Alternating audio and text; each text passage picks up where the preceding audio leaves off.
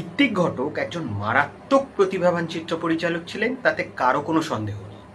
কিন্তু অনেকেই বলেন যে ঋত্বিক ঘটকের জীবনে মদ্যপান এসেছিল অভিশাপ স্বরূপ। মানে তিনি যদি মদ না খেতেন তাহলে হয়তো বাংলা সিনেমাকে আরও অনেক কিছু দিতে পারতেন, যা তিনি দিতে পারেন।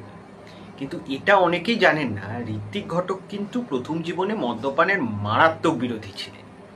তখন একটা ফ্যাশন ছিল, চালু ফ্যাশন, স্টুডিও পাড়ায় অনেকেই মদচদ খেয়ে আসতো, মানে ফুর্তি ফার্তা করার জন্য অনেক সময় বাইরের লোকও আসতো। এইসবের ঘোরতর বিরোধী ছিলেন ঋত্বিক। তিনি এসবের বিরুদ্ধে ভোকালও ছিলেন। তিনি সম্ভবত জীবনে প্রথমবার মদ খান সোভিয়েত ইউনিয়নের পরিচালক পুডভকিন এবং অভিনেতা চেরকাসেভের আমন্ত্রণে গ্র্যান্ড হোটেলে গিয়ে। তারা কলকাতায় এসেছিলেন, তাদের সাথে দেখা করতে গেছিলেন ঋত্বিক ঘটক এবং সলিল চৌধুরী। এবার ওরা রাশিয়ান বিয়ার অফার করেন। ঋত্বিক অনেক না করার পর শেষ পর্যন্ত আধ গ্লাস বিয়ার খেয়েছিলেন। এই আধ গ্লাস বিয়ার খেয়ে তার শরীর এতটাই খারাপ করছিল, তিনি গ্র্যান্ড হোটেলের লবিতে আধ ঘন্টা শুয়েছিলেন। এবং তারপরও তার শরীর ভালো না হওয়ায় শেষ পর্যন্ত গঙ্গার ধারে তিনি আর সলিল চৌধুরী যান।